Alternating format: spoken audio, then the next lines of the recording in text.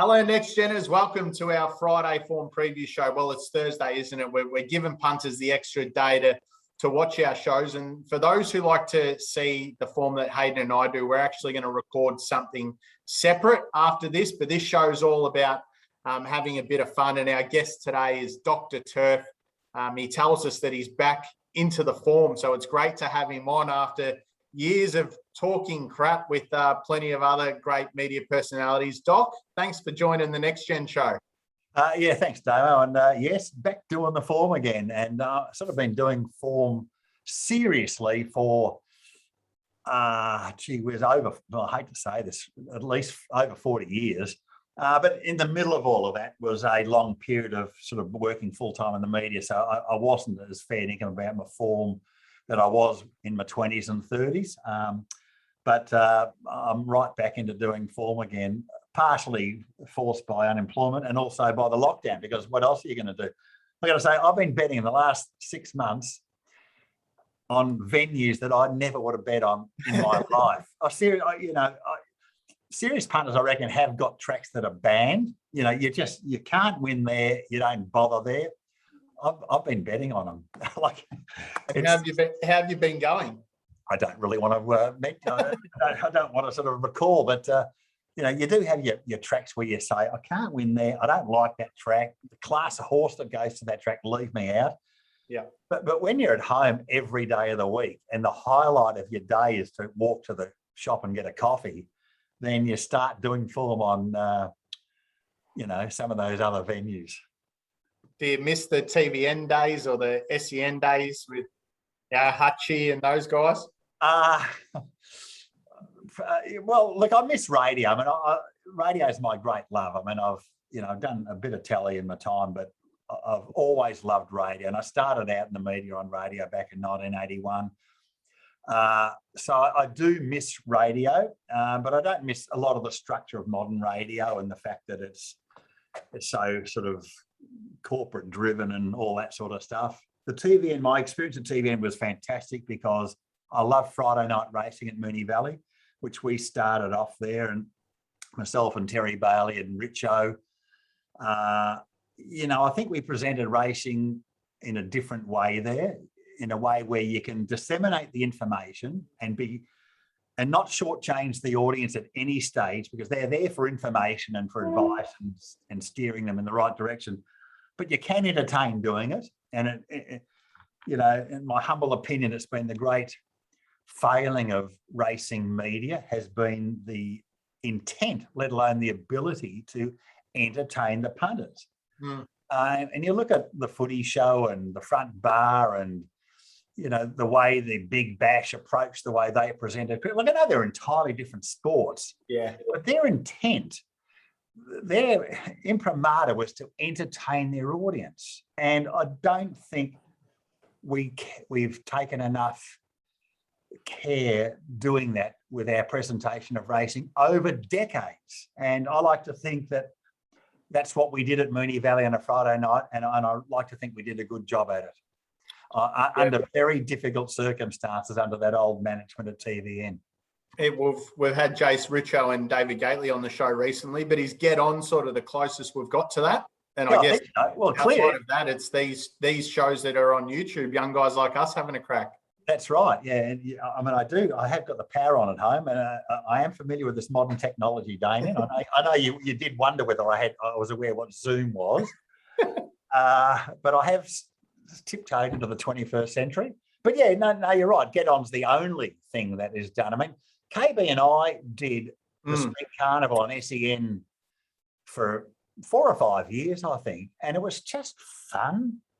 I mean, he's one of the absolute great all-time media talents in this country. And I know I'm biased and we're mates and all of that, but when you consider who he is, an absolute icon of the game, but he's such a brilliant media performer as well.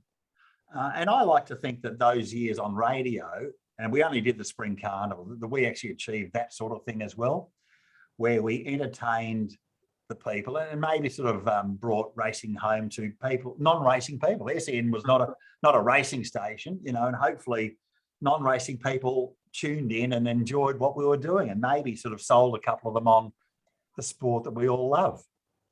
Absolutely. As I said, the guys we've had on recently, they're still tipping to either professionally or they're tipping as part of their media role. Are you tipping for anyone? Do you sell your tips, or do you have the luxury to wait until I guess Saturday morning or the minutes before the race to settle on your tips?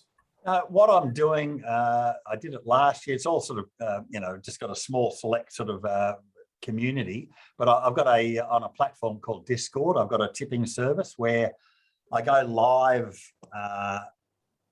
I do a preview of every race about 10 minutes after the previous race, and even a staking plan. I do a preview of the meeting before the first, but I also sort of, try and stimulate, make it a little community as well. Like we're all, although I'm charging for it, always encouraging discourse. There's a chat line on the platform, as well as they can see me and ask me questions as I do each race, a preview of each race. So I'm as keen on creating the platform and the chinwag because we're all starved of it at the moment. We're not socialising at the moment. It's really frustrating. Instead of being with your mates down the tab or down the pub on a Saturday punting and talking and betting, I'm trying to create that sort of thing as well. So I am, in a way, tipping professionally to my subscribers at the moment on the Discord platform. So you're doing the form on a Wednesday afternoon, or have you already done the form, or how does that look? What I do is I do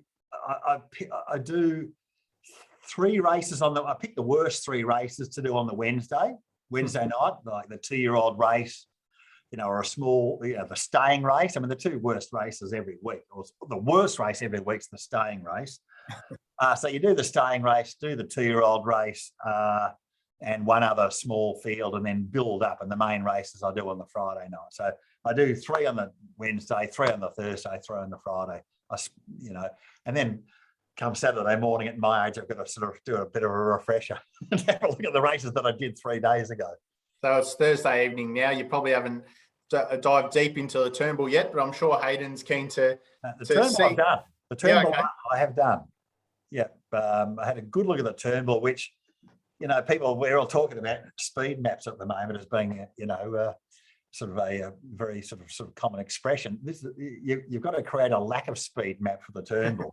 I've never seen a race with not only no leader. I mean, obviously incentivise. I think he was forced into it in the Maccabi Demon. Yeah, I don't think he wanted to be there. But there's nothing that I can say that's going to sit close in the Turnbull.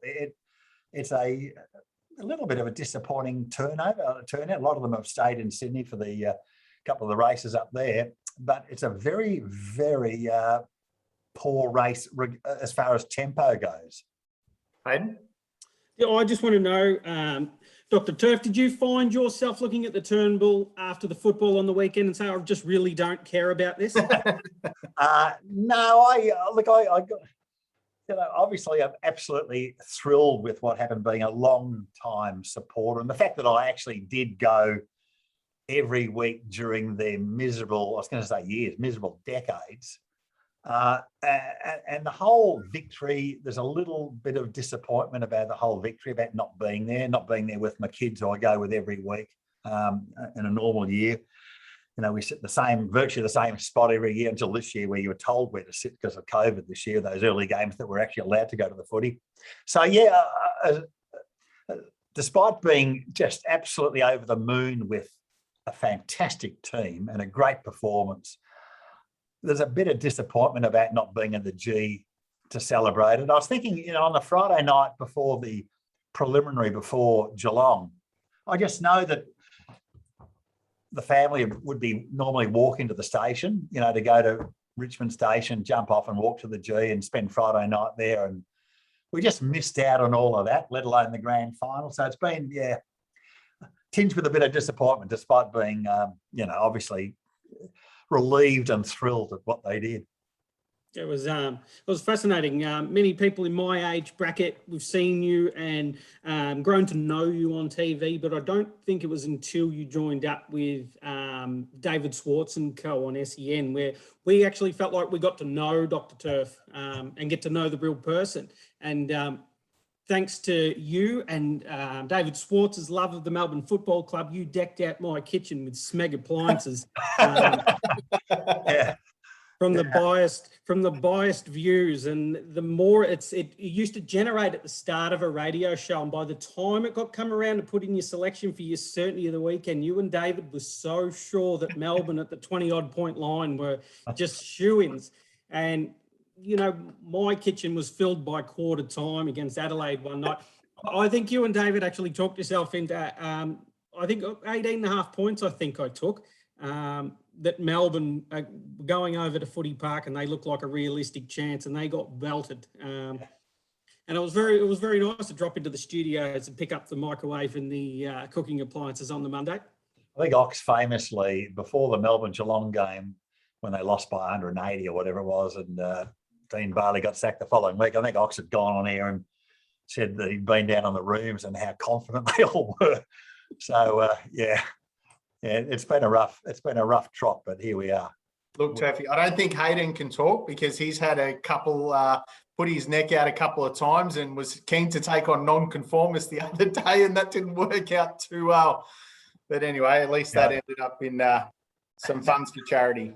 That was one of those, I reckon the worst defeats, and I think I might have even saved on non-conformist, but I did back non-conformist to start before at the big odds when he just got beaten. And then I backed Delphi when he beat Delphi. So it was one of those double whammy up the jacksies, there's nothing worse than being beaten by a horse that you backed at its previous start, I reckon. Yeah.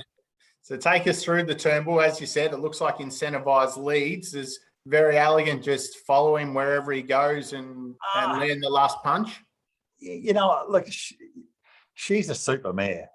She probably doesn't get the accolades. I think she does get the accolades she deserves. I mean, I think a Caulfield Cup win last year was the final stamp of approval. But if I had one thought about her, one risk for her is a slow tempo. I don't think that's her caper, a slow tempo. So despite the fact she may get the range she needs, the slow tempo might be as big a worry for her as a dry track. And I wondered whether Ollie on Colette will be proactive here, and he might go forward and sit 1-1. Because one thing about Colette, she's another one who does need a bit of rain. Well, there's been a bit of rain. I think as we talk, there's been 8 mil there. Now, he probably would have tipped 8 mil onto it anyway if it hadn't rained. But I think she's got to turn a foot, Colette. Her 2 runs this prep have been fantastic, the both of them. She had no hope the way the races were run, no hope where she was, no hope on the bone-dry tracks. I got a gut feeling she might be the one to cause a hiccup for the punters, Colette. On her way to the Caulfield Cup, where I think she'd only got 53.5 or whatever. So not that I'm a futures, I never bet futures markets ever. Well, you can't, can you? I was looking at a horse for the Oaks the other day, and I just thought, I'll go to one of the corporates. I won't name the corporate. I went to one of the corporates just to have a look at the market. And I stopped counting at 285%. Now, you guys will know what your percentages mean. A lot of the punters don't. But 285% for an all-in market. If banks did that sort of thing, there'd be a raw commission. It's actually insulting and disgraceful, but they are protected. So I won't go on about pre-post markets, but those all-in markets are just an absolute joke. Anyway, I digress. Yeah, I think if there's going to be a boil over, it could be her. It could be her. Okay. Yeah, I think, I thought very elegant, incentivised Sir Dragonet and Colette, they seem like they're in another race compared to the others. They do. And they are. And I just, they are. But the market is totally dominated, of course, by Colette, by Very Elegant and Incentivised. And I just think trying to work out how the race is going to be run, and Ollie being Ollie, if he's aggressive early in the race, and it's going to be pretty easy to find a forward spot there. There's going to be no challenging there. There's a lot of stays in the race. Yeah. She could sprint quicker. I mean, Incentivise was terrific, and no doubt about it. That was a good win in the Mackay Diva. But there was, from about the 1200 to the 600, there was 12.5, 12.3, 12.4 sectionals. Well, of course he was going to hold on and win. Mm. The only one that was near him in the run there was Stefani, and my comment about her before the race was, don't know if she's going to run a mile, Stefani. Mm. So you then had Sir Dragonet and Moanga, they were 4 or 5 lengths behind Incentivise. Well, he was going to sprint home his last 633. They had no hope. What were they going to run? 32? I don't think so. Yeah. So I think it was a good win by Incentivise, and he deserved it, and it was beautifully rated by Brett Preble. But the race was sort of handed to him on a plate, and she just might be ridden a little bit more aggressive this week out to the 2000. So I guess your tip for punters is that a speed map and how the race might play is a fair starting point when doing the form. Yeah, it is. It is. I mean, I got taught by somebody who was just a genius. I'm talking about 40 years ago, about how to read races and do your speed maps. And this was before, this guy used to ring me up on the phone and say, be at the front in 5 minutes. I said, what for? This is on a Friday afternoon. He said, we're going to Flemington. I said, we're going to Flemington. The races are tomorrow. We're going to walk the track. I said, what do you mean walk the track? This is 1980 or something, right? This is how far ahead of his time this bloke was. But yeah, look, I mean, I think once you've got to have in your head a profile of every horse. What do they like? Do they like tempo? Do they not like tempo? Do they like wet, dry, slow, in between, inside draws out, whatever they want? What's their pet distance? How long do they take to get it? Once you've got all the factors involving that affect a horse's performance, you get a profile on a horse. And then once you've got the profile on the race, because you've always got to know, is it a good benchmark 78? Is it a bad benchmark 78? You've got to do all that sort of profiling of the horses in the race before everything else falls into place, So that's where you start, I reckon. And punters are a little bit blessed these days in the amount of information they've got. Databases and, like we went 30 years without races being recorded or televised, like there was some of us paid, it's fair dinkum, we paid employees of Sky Channel to get dishes on our roofs when there was a league complete. My house, about 2 houses ago, was a club, supposedly a club. And we got satellite Sky Channel dishes on our house. Me and I can name 4 or 5 other blokes that all did it. That was the only way you could record races. So you had we used to have a card. Every horse, you had a card. So you would keep their history on a card, because you only ever had the Herald Form Guide or the Truth. Yeah. Or Sportsman, which had 8 runs or something. So we would have handwritten cards that would have 15, 20 runs of a horse, because that was our version of a database 40 years ago, 30 years ago. That was more difficult, but that was offset by the fact that you got better odds. You had, first of all, you had a huge advantage over the punters. Yeah. But also, and this is like another political thing, the markets were so much better. Mm. I remember you could go to the races in those days and walk up the bookies ring, and for each horse there'd be 4 or 5 different prices. And the prices for each race, 5 minutes before the race, would come down to 105, 106%.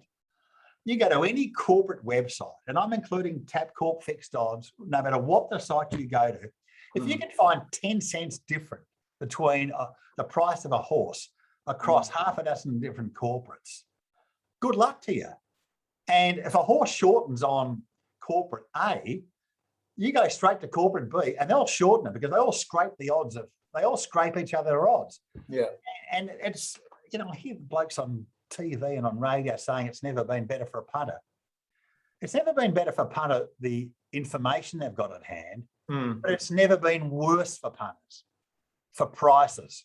And look, it's not all their own fault because, of course, there's been Racefields legislation and turnover tax and porter consumption tax that governments have imposed on the corporates, but they have passed every cent of that back onto you and me.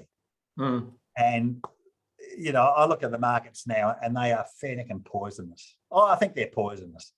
And it makes it really, really difficult. So when we all learnt off people, and I learnt off this guy, and it was a famous book called Don Scott's Winning, which is up behind me somewhere. And so you would make your own, once you'd done the form, you'd frame your own market, and you do that we could do that to 90% to give us the edge, because the bookies were only 105, 106, 107%. What hope have you got now? The bookies markets, they open on a Wednesday night at 130%, and maybe by race time get to 120. So any notion that it's never been better to be a punter is complete bullshit. It is. I mean, that's why they can afford to offer you free bets and bet boosts and all the other garbage that they promote themselves with. And look, it's, you know, we've all got accounts with them. It's not like you can walk away from them, but you know, it's a lot more difficult these days to punt, I reckon. Well, we've got the Epsom on Saturday. Do the handicaps, are they better betting opportunities for punters? Oh, I suppose so. I mean, we're so attuned. I mean, Australian racing is handicap racing, isn't it? You know, the weight for age racing is the rarity these days. And one thing, you know, I think the gap between handicappers and weight for age horses has diminished drastically over the years. You know, horses can step in and out of handicap. I'm not potting Streets of Avalon for 1 second. You know, he's just been one of the great horses of the last 5 or 6 years. But honestly, to think that he's a dual Group 1 winner, weight for age winner, is just bizarre. But that's just what's happened. Our racing, I think, has become really diluted, and you know, I don't know what it is. So many horses sold, you know, go to Asia, and I don't know what it is. And you know, the standard of our stallions perhaps not being what it used to be. I've got no idea. That's not my side of the game. But you know, my preference is handicap racing, and but that's what we've always grown up with. It doesn't have anything to do with breeding every single horse we have to run in a 2-year-old race in the first autumn of their career, then go through to a Golden Slipper a couple of months later, running them in a Golden Rose, retiring them 2 months later after that. 95% of the breeding industry is bred for speed. Then we put on 2 carnivals where we target everything at 2,000, 2,400, 3,200 for horses 4 and above. No, you make a very good point. And the other thing is, for these horses to go to stud without ever winning an open company, they go to stud now without winning outside of their own age. Well, that's just honestly absurd. I've got a mate, and I won't name him because he's well known, and he does buy, because it's his business, he might buy 20 or 30 yearlings a year. And he maintains that first and second season stallions should be capped at the number of mares they can serve until we work out whether they're actually any good as stallions. I mean, you look at a lot of the horses from 3-year-olds, like, you know, things like Sepoy and Helmet and these things that go to stud, and they half of them have never won an open company. They serve 180 mares a year for the first 2 years, and then you've ended up with 200 or 300 crap horses on the ground because of it. That's his position on what goes on in the breeding industry. But again, I've got no. I don't understand the breeding industry. You know, we're all a little bit cynical of what they do to Australian racing. But you know, when you want wall-to-wall racing, when you want 9 races a day, and 5 or 6 of those 9 races are maidens or benchmark 58s, you know, they don't seem to care about quality. They just want numbers. Well, wouldn't it be good to see the Autumn Sun versus Ole Kirk versus Very Elegant versus Incentivise? to, as you said, I don't think the Autumn Sun left his age group. He won 8 races of 9, but we never saw him, tackle a Doncaster or an Epsom or a Turnbull. It's a great shame, and but that's just how it is. The breeder's got a lot of power here, and anyway. Any thoughts on the Epsom on Saturday? Well, I was hoping. Yeah, look, I've been following that mare, Hungry Heart. Yeah. I reckon she's airborne. I was wondering whether she was going to come to Melbourne this weekend. I think she was actually in the. She might have been in the original nominations for the Turnbull. Mm-hmm. But just looking at the field, see the Radini might be. It's a very wide betting race, so they've got the leader. Radini is the favourite at the moment. So Moanga stayed up there.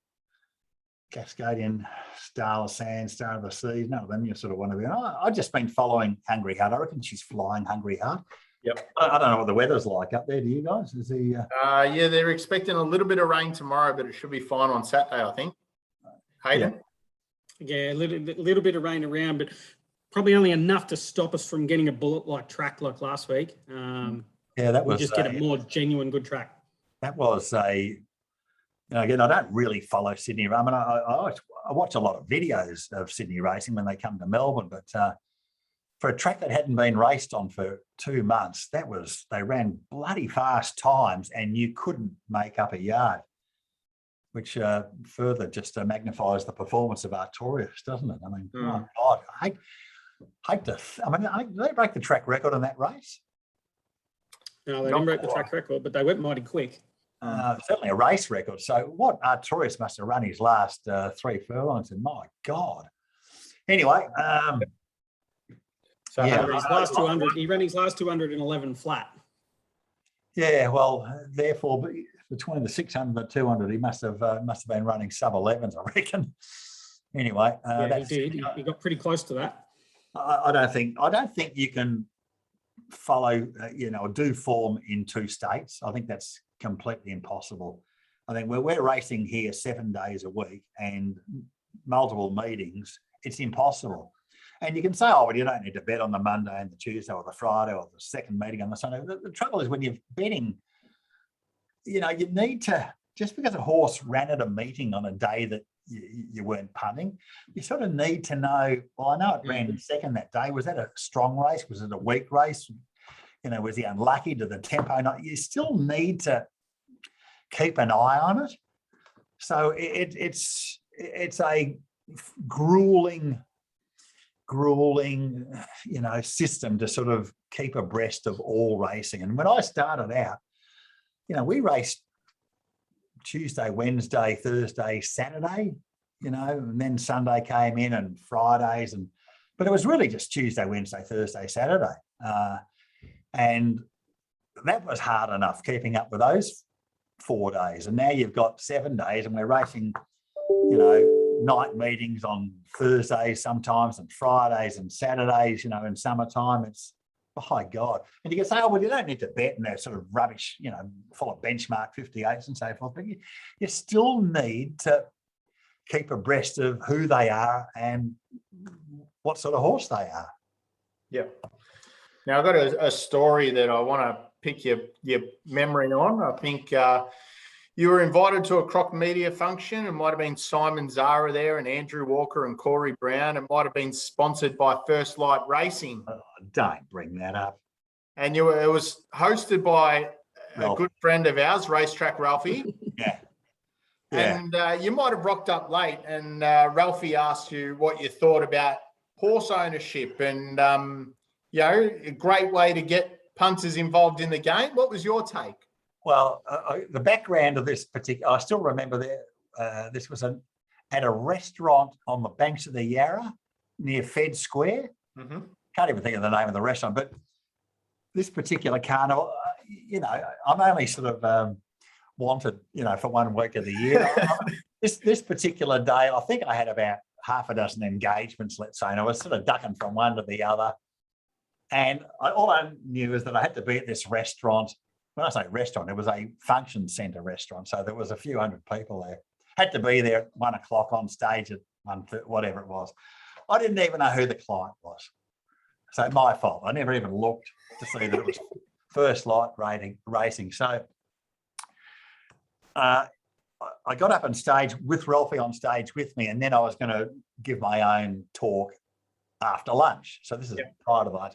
And the first question he said to me was, so tell us, tell us about ownership, owning racehorses. And I said, look, if you've got any money in your pocket, put your hand and take the money out and just set fire to it. I said, that's pretty much what racehorse ownership's all about. And he sort of looked at me. I thought, oh, why is he looking at me like that? And anyway, he quickly changed the subject and asked me another couple of questions, and then sat down at lunch. He said, we're here for first light racing, syndicators. Oh, so I had to try and explain my way out of it when I went back on stage later on. But yeah, one of those really awkward moments, because the room was sort of silent. And I didn't. Shout out to First Light Racing. Next Gen does have a little share in one.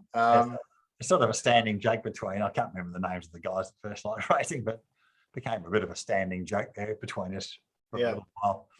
They never offered me a share on the horse, by the way. Hey? They never offered me a share on the horse. Yeah, I bet. Not a risk here, I bet. One question I like to ask our guests, if you're having a weekend off, is there a tipster you would follow their tips in for a Saturday? Look, I think the two highest profile tipsters in Victoria are both terrific, in Dean Lester and Mark Hunter. Blokes I've known for a long time, and they're both very, very good at what they do. Very good at what they do. And that's obvious. The rest of the racing media, probably. Present company accepted, Damien. The rest of the racing media, probably not so much. Yeah. In fact, I remember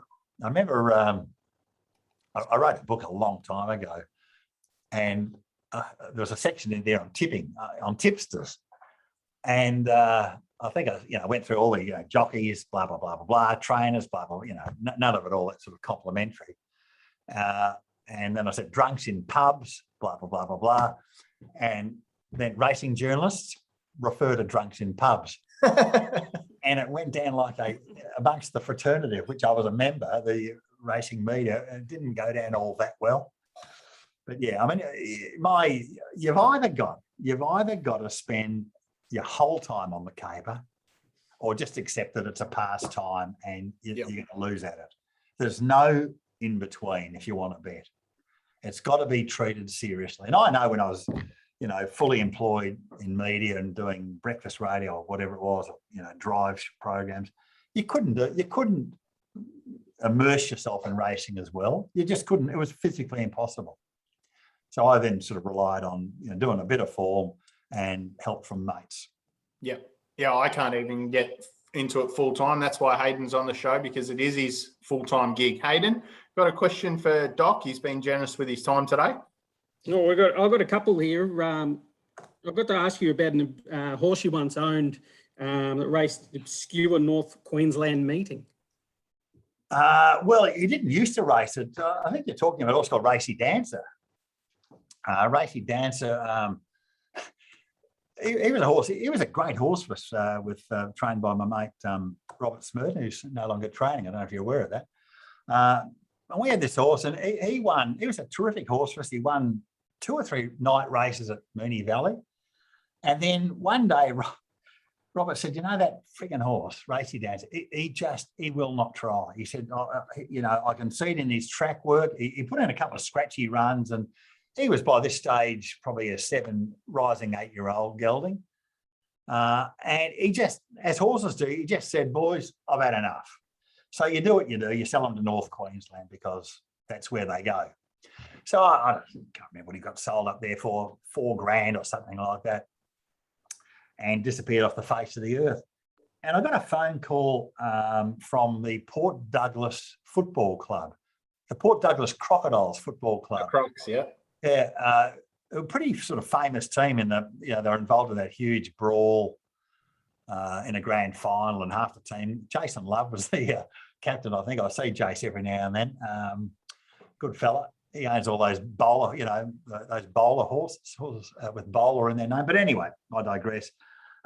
So they rang me up and said, "Will you MC our presentation night at the end of the season?" I said, "Yeah." "When is it?" They said, "Oh, first Saturday in October." I said, "Look, that's Turnbull Stakes Day. Find me a racetrack and I'll come up, good as gold, as long as you can find me a racetrack. But I need to be near a racetrack." So anyhow, the bloke rang me back a week or so later. Said, "Look, there's a meeting at a track called Gordonvale." I think it was called Gordonvale. It was about an hour out of Cairns. So I said, "Sweet, I'm coming." So I went up there and they picked me up from where they'd put me up, where the function was at the Sheraton Mirage. And actually, this is true, only half the team were allowed in the venue. The other half had been banned from the venue. It was a bizarre function. But anyway, so they picked me up on a Saturday morning. We get in the car and we drive to Gordonvale. And with all due respect, if you've got any followers from Gordonvale, it was a bit of a goat track. Like there was no outside running rail and, tumbleweeds on the track. But it was Gordonvale Cup Day. So, I walked in there and I got on the betting and I got the race book. I'm flicking through and I said, Gordonvale Cup, number 7, Racy Dancer. So I said, my old horse. So I've gone out to the sheds out the back there and I've gone to Racy Dancer where he's getting saddled by this old cocky there. So I go, "Hey, mate, John Rothfield's my name. I used to own that horse." This is him. "Oh, it's fucking skunk you sold me." And he turned away from me. And he ran second last or something like that. It was bizarre, honestly, to see him there, to actually be there with him. I don't know if you're buying a horse that's got a couple of duck eggs next to his name and you're only paying whatever it was. It was $3,500 from Victoria, buyer beware. Yeah. I thought you were going to tell me it went on a winning streak of 8 wins and it ran second last at Gordonvale. Seriously, it was. The horse had just completely given up. But yeah, that was a very funny weekend, that one. Hayden, you got another question? Well, in terms of high profile people that used to call to get some race tips, who would be the most high profile person that used to ring the Dr. Tur's phone? Yeah, well, again, this is probably before your bloke's time, but Bob Hawke, the former Prime Minister, who I'd met via his best mate was a bloke named Cole Cunningham, who was an old clocker from Mentone. So this is going back a long, I don't remember Mentone, but that's where he'd been. He was a clocker there in the days where there used to be people that was their jobs, was to clock track work. And he was Bob Hawke's best friend. And he said to me one day, I got matey with him just because we were, we're regulars at the races. We'd meet up twice a week, every week, the city tracks, country tracks sometimes. And he'd said, "Oh, look, would it be okay if I gave your number to the Prime Minister?" He's Matt Punter, obviously, and he had his Sydney connection. And so for a period of time, when he was Prime Minister of the country, he would ring on a Saturday morning. And it was, my wife hated him. I wasn't saying he was rude, but she'd answer the phone, "John there?" There was no hello, good morning. It was John there. And I would tip to him for quite a while until one day he rang me on the Wednesday and said, "John, not working. What's that, Mr. Prime Minister?" He said, "You're engaged all the time. I can't get through. It's engaged and I'm busy and blah, blah, blah." This is the day before mobile phones and we only had the one phone in the house. And so I said, "What do you want me to do?" And he said, "Well, you ring me on this number." I said, "Where's that?" And he said, "That's the lodge." I said, "Right." And he said, "What happens if I ring that number and it's engaged?" He said, "Well, we're fucked." And I said, "Why is that?" And he said, "Well, there's only 2 people have got that number." He said, "You and George Bush." George, at the time, was the President of the United States. And he said, "If that number's engaged, he said, that prick's got us in another war. This is during the Gulf War of 1980, whatever it was. So that is a true story. So yeah, that was pretty nerve-wracking. And then he stayed with me for another year or so and disappeared off the face of the earth. I got a hypothetical question from John Pompey in our Facebook group, Turfy. He goes, if your life's depending on this result, would you rather Bailey Fritsch riding Winks in a Cox plate or Hugh Bowman having a set shot goal from 30 metres out? And yes, you're allowed to bet on it. Yeah, Barty Fritsch. Barty Fritsch. He could hold on to Winks? I reckon he could hold on to Winks. And Huey Bowman, I wouldn't trust him. I wouldn't trust him. In fact, Huey Bowman, in the Winks period, I don't know if you guys were of the same opinion, but I always thought Huey, who's a great jockey, not a moment of doubt about his position in the pecking order of Australian jockeys. But in spring, in Melbourne, he wasn't a sound betting proposition because he was so worried about getting suspended, right? All of that, looking after himself for Winks. Yeah. I always sort of marked him down a little bit, which is, a tough call on one of the great jockeys. But I reckon he rode differently in Melbourne during spring carnivals. Yeah, I think in hindsight, that's a fair comment. Hayden, did you want to ask Turfy anything else? He's been very generous with his time. No, I think he's got I think he summed up most of that pretty well. He's been an icon of our sport. He's been involved in the development of racing becoming something pretty boring. He worked through the era, and I'm extremely grateful for the era that John worked through, which was people like Don Scott, Vince Accardi come through that era, and it was basically smart people learning to profile racehorses rather than just using the fundamental everyday tactics that people use to come up with selections. These guys were the original guys that learnt you could actually profile racehorses. I've heard stories from Vince about days of going into the city and trying to pick up information from certain news agents in the city. Then they would get fax machines would come along and you get, 30 or 40 metres worth of faxes, etc. But these ultimately were the guys who created the thought processes into profiling racehorses, which ultimately became the very first databases for Australian racing. So, it's taken guys like Vince and a couple of other companies to continue on with, the thoughts and the learnings that these guys have generated, which is, as we've said, with this John's, third, fourth, fifth person that we've had on that's come through this school of thought process, and whether they realised that they were doing it at the time or they did it subconsciously, they actually learnt to profile racehorses. And that's something for the new generation of punter. They need to understand that picking up a form guide and simply picking a winner isn't, there's going to be days where you have winners and you don't, but the guys who actually made a living from it and became successful from it actually learnt the profile of the horse and learnt to follow it all the way through the campaign and execute when the time is right. I think that's something that slipped away from a lot of people is you can like the horse, you can enjoy the horse, you get cranky when it gets beat, but there's always reasons why things don't occur. And the one thing that many of us haven't been taught is when and how to execute. And the good punters in the past have had the ability to do so.